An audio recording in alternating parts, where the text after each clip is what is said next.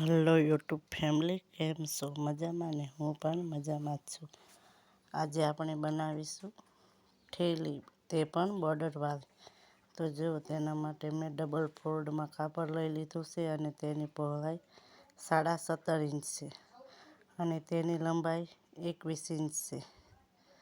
અને હવે એને 4 ફોલ્ડ કરીશું અને એક બાજુની સાઈડે ત્યાં આપણે ગોળાઈનો નાનો એવો એક શેપ આપીશું. હવે નીચે તેને નાનો એવો ગોળાઈનો એક આપણે ચોકીથી હું નિશાન કરીને તમને બતાવી રહીશું.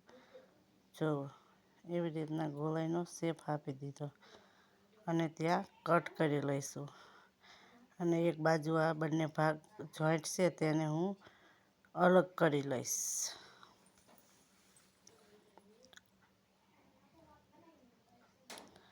હવે આપણા બંને ભાગ બનીને તૈયાર થઈ ગયા, તેને સાઈડમાં મૂકીશું. અને હવે આ ઠેલી બોર્ડરવાળી છે એટલે તેને બોર્ડર ચડાવવા માટે 5 ઇંચની પહોળાઈવાળા 3 થી 4 ટુકડા કટ કરી લઈશું.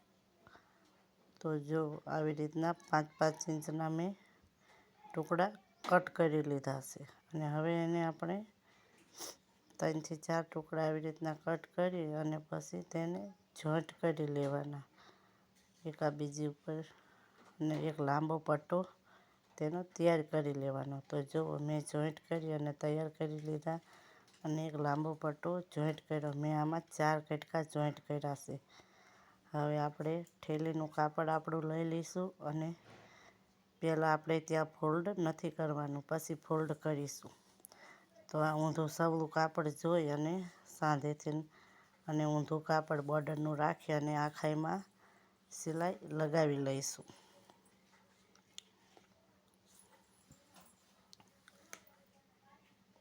કાપડ સરખું કરતા જઈશું અને સિલાઈ લગાવતા જઈશું. અને જ્યાં ગોળાઈનો શેપ છે ત્યાં ગોળ રીતે કાપડ લઈ લઈશું.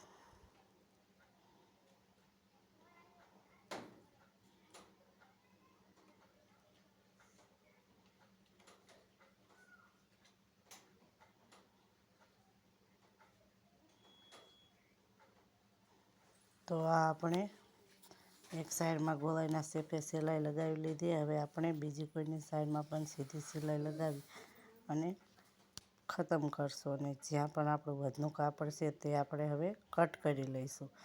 અને સિલાઈ લગાવી અને મેં કાપડને કમ્પ્લીટ કરી લીધું. હવે આના પર કાપડનો બીજો ભાગ લઈશું અને જો બોર્ડર ખુલ્લી કરી અને બીજા ભાગ પર પણ જેવી રીતે આ પહેલા ભાગ પર લગાવી એવી જ રીતના બીજા ભાગ પર પણ લગાવતા જઈશું અને સિલાઈ લગાવતા જઈશું. અને પરફેક્ટ રીતે કાપડને સરખું રાખી અને લગાવતા જઈશું અને સિલાઈ કરતા જઈશું.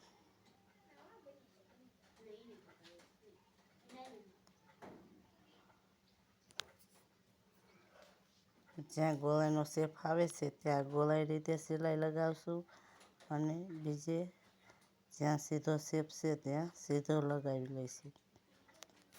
અને આખાઈમાં સિલાઈ લગાવી અને આ બીજા ભાગને પણ આપણે પૂરો કરીશું.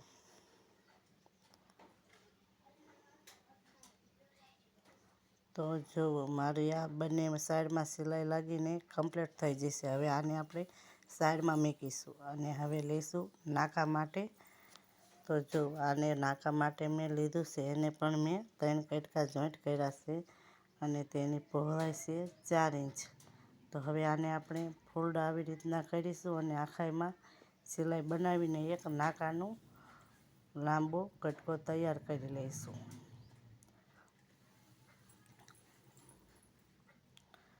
આ આપણું થોડુંક મોટું જ કાપડ છે પણ આપણે જેટલા નાકા જોઈતા હશે એટલું રાખીશું, બીજું આપણે કટ કરી દઈશું. તો જો બંને ભાગ સરખા કરી અને મારે અહીંયા 20 ઇંચના નાકા જોઈવી છે તો મેં 20 ઇંચ પર હાથ રાખી અને બીજું કાપડ કટ કરી નાખ્યું. અને હવે આપણે ઠેલી લઈ લઈશું અને આપણે તેને નાકા ક્યાં મૂકવા છે તેનું નિશાન લઈ લઈશું. તો આપણે ચારે બાજુ 5-5 ઇંચ પર નિશાન કરી લઈશું. જુઓ 5 ઇંચ આ બાજુ, 5 ઇંચ ઓલી બાજુ. આની પર પણ 5-5 ઇંચ બંને બાજુ નિશાન કરી લઈશું. અને હવે પછી તેને આપણે ફોલ્ડ કરવાનું છે. બંને કાપડ એકસાથે ન આવે તેનું ધ્યાન રાખી અને એક કાપડ લઈ અને આવી રીતના ફોલ્ડ કરવાનું અને તે નાકા જે આપણે નિશાન કર્યું છે તેની અંદરની સાઈડમાં લઈ અને સિલાઈ તેના પર લગાવતું જવાનું.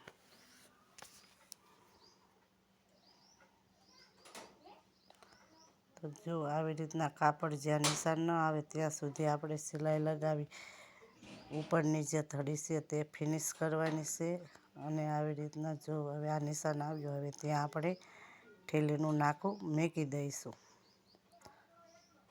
એટલે આવી રીતે જો તમે નાકા લગાવો તો મજબૂતી અસલ મજાના મજબૂત રીતે બનશે અને કોઈ પણ દોરો ધાગો બહાર નહીં દેખાય. હવે જો આવી રીતના સિલાઈ લગાવતા જઈશું અને પહેલાં જે નાકા સુધી જ્યાંથી આપણે ચાલુ કર્યું છે ત્યાં સુધી આપણે આ સિલાઈ લગાવતા જઈશું. હવે આ નાકાને પણ આવી રીતના મૂકી અને જો અહીંયા લગન આપણી સિલાઈ છે ત્યાં લગન આવી અને ફિનિશ કરશું. અને હવે નાકાને તેના પર પાછા સીધા કરીશું અને હજી એના પર ધારી સિલાઈ લગાવશું. તો આવી જ રીતના આખાઈમાં ધારી સિલાઈ લગાવવાની ને જ્યાં નાકા આવે અહીંયા 2-3 સિલાઈ લગાવી અને નાકાને એકદમ સરસ રીતે મજબૂત કરી લેવાના.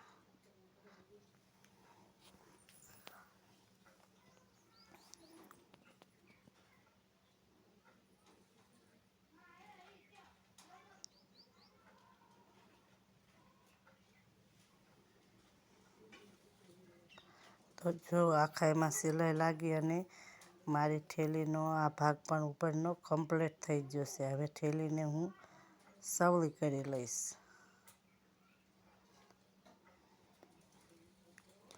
તો હવે આને આપણે પાઇપિંગવાળી ડિઝાઇન આપવાની છે. તો પાઇપિંગવાળી ડિઝાઇન આપવા માટે જે બોર્ડર છે ત્યાંથી આપણે જે સિલાઈનો ભાગ છે તે આ જો પાઇપિંગ આવે ત્યાં નીચે અંદરની સાઈડમાં લઈ લેવાનો અને પાઇપિંગ બહાર રાખી અને સિલાઈ લગાવતું જવાનું. જે સિલાઈનો ભાગ છે તે અંદર દબાવી દેવાનો અને આવી રીતના આખાઈમાં આપણે સિલાઈ લગાવી જ લઈશું અને પાઇપિંગ બહાર કાઢી લઈશું.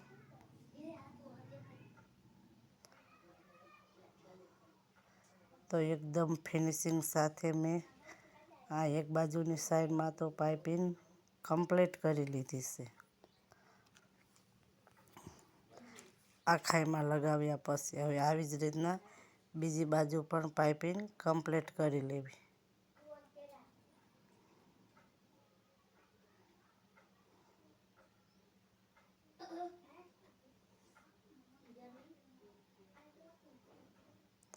તો જો આ બીજી બાજુ પર એકદમ પરફેક્ટ ફિનિશિંગ સાથે હું પાઇપિંગ બહાર કાઢી રહી છું. તો તમને આ વિડીયો બોર્ડરવાળી ઠેલીનો કેવો લાગ્યો તે મને કોમેન્ટમાં જરૂર જણાવજો. વિડીયો ગમ્યો હોય તો લાઈક કરજો, શેર કરજો અને જો ચેનલમાં નવા હોય તો ચેનલને સબસ્ક્રાઈબ કરી લેજો. આ આપણે બહુ મોટી સાઈઝની ઠેલી બનાવી છે. જે આપણે માર્કેટમાં જવીને ત્યારે આમાં આરામથી આપણે 5-7 કે 10 કિલો આરામથી આપણે આમાંથી માર્કેટમાં ખરીદી કરીને આવી જઈશું. તેવડી મોટી ઠેલી બનાવી છે. વિડીયો ગમ્યો હોય તો લાઈક કરજો.